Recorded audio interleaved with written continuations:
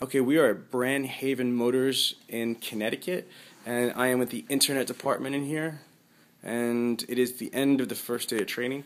And you are? Maura. Okay, and tell us what you thought of your first day of training with Dealer Energy and Sean Bradley. I know it was great. Sean showed me again that if you have a great positive attitude, you know you're going to book the appointment, you will. It will happen. Okay, now you're new here, correct? Yes. How long have you been working here now? A week. And what was it like for you to actually hear me go live on the phones and engage with these different prospects? It was a great help because just hearing how you communicate with people and the positive thoughts or Energy. Yeah, it makes all the difference. Your tone, how you feel, and how you articulate that to the customer makes all the difference in the world. By watching me do this today, did it give you more confidence and comfort level as far as for you to do your job? Oh, absolutely gave me more confidence. Okay. Yeah. Perfect. Thank you so much. Thank you, Sean. And I'm going to go to the other new hire first, and then we'll get to the veterans in here. And you are? I'm Vanessa. Okay, Vanessa. How long have you been working here? About a week. Okay, and what were you expecting with the training before I got here? Just to learn pretty much the absolute most proper and efficient way to make outgoing and incoming calls, because I don't want to do anything that's off topic or that's going to draw my customer in a different direction. Mm-hmm. And what I really got out of it is that passion and making connections with the people really draws them in, and just being absolute the most best person you can be. Okay, now this is all coming from a new hire. This is awesome. Can you describe what you saw me do today? Like, what did I do as far as your perspective? In my perspective, with your phone calls, they were absolutely amazing. It showed me which direction to go. Yes, we've been learning off of a script, but the way you did it was more fluent, more robotic, and it gave us insight into ways that we can use just everyday techniques to bring a customer in. Like when the guy was like, said, oh, it's going to my granddaughter, and you're like, oh, I have a daughter. Just being able to, be empathetic with somebody and have the same connection really made him keep talking, and you can hear how happy he was in his voice when you said that, and you had been able to recap what he had just said. So you're paying attention, and it shows them. Okay, from a scale of 1 to 10, how would you rate the training? 10. Not a 12? Just kidding. Just kidding. 12. Okay, and for you identify yourself. I'm Nicole. And how long have you been working here? Almost a year in about 2 weeks. All right, well, congratulations on the soon-to-be annual anniversary. Okay, now this is a little bit different than a new hire training. What did you get out of it, and why? The whole thing that I learned today is basically making the customer number one. You need to ask questions in order to receive answers. Also engaging the customer, make the customer number one. And basically you also taught us about the no phone number, the 4 different ways to find a number if they're not, the phone number is invalid. Let's go with that real quick. So, I'm going to have you tell what it is, but so if you have a lead that has a bogus or no phone number, I showed you 4 steps. Can you quickly go through them, what they are? First, you need to view the original lead. Because sometimes it doesn't parse, it doesn't show up, but it's there, okay. Second? And then second would be to send an email. Which is a no phone number, bogus phone number email asking specifically for another opportunity to call. Right. Okay. And then one that I learned that I never really used was to dial 411.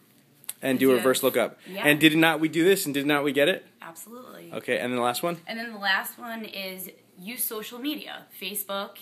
You can use YouTube, look up their email address, and you might be able to get their information. Something happened. I taught you something, and tell us what happened with that. Oh, I had a phone call with a lady named Leslie. She was all the way up in Greenwich, almost New York. And I said, hey, this is Nicole, call me back. She called me back literally in 30 seconds. And usually it takes people, because if you call somebody like, hi, this is Sean from, ABC Motors, please give me a call, you might or might not ever get a phone call, but you're like, hey, this is Nicole, give me a call back. Boom, they call you right back. Right. Was that crazy or what? That was awesome. All right, good.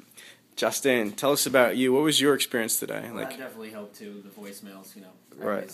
I always try to change it up, but I don't think I ever went just kind of a step back. I always try to add something to make them want to call me back rather than just kind of scaling back. Right. Making it more simple, chances are they probably weren't listening after 10 seconds anyways.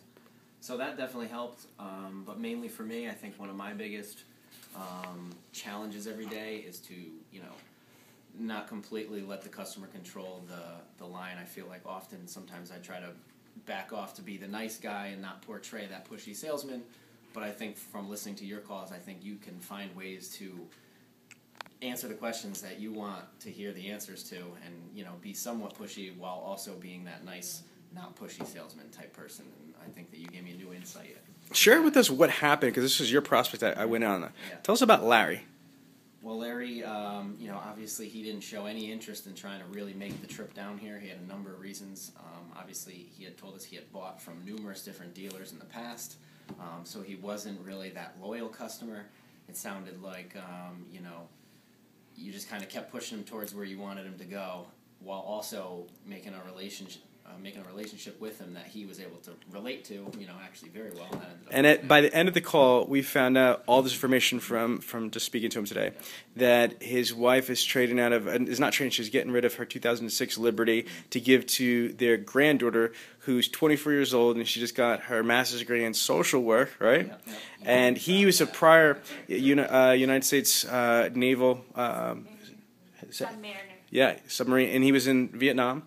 Really cool guy. He has his own business because he said all of his employees, are Franklin Covey students that he takes them. I mean, we built common ground. We built respect with them, trust. He actually called us back, and not at first, he wouldn't let me bring the vehicle to him at first because his wife, 52 years by the way, did not want to be inundated with salespeople. So at the end of it, he gave us permission to turn around and bring him the vehicle so he could take it to her, and he loved it. Like at the end, it was like we were all really cool.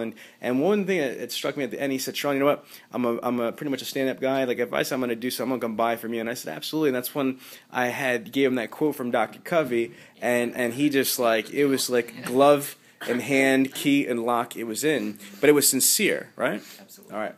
And you came in, in the late shift today, but what did you get out of today, if anything, that you saw? I really was blown away how you took that negative where that gentleman didn't want to come to our dealership, wanted to rent the vehicle from another dealership. You took that negative and you turned it into positive.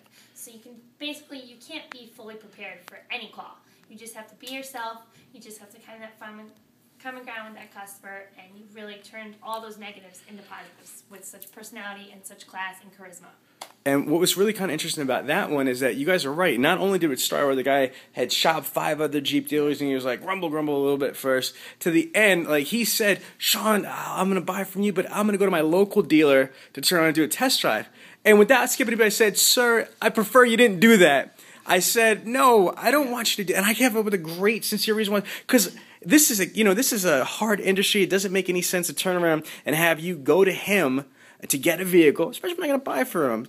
I'll do all the work. I'll do it for you, right? And the last thing he probably expected you to say is, "Don't do that. Yeah. I feel bad if you do that and don't buy from them." And we turned it around to get them to us. Yes. So I'm so glad that you guys, got a lot out of it today. And this is only today. Tomorrow I'm going to be back making phone calls, and I look forward to continue sharing your success.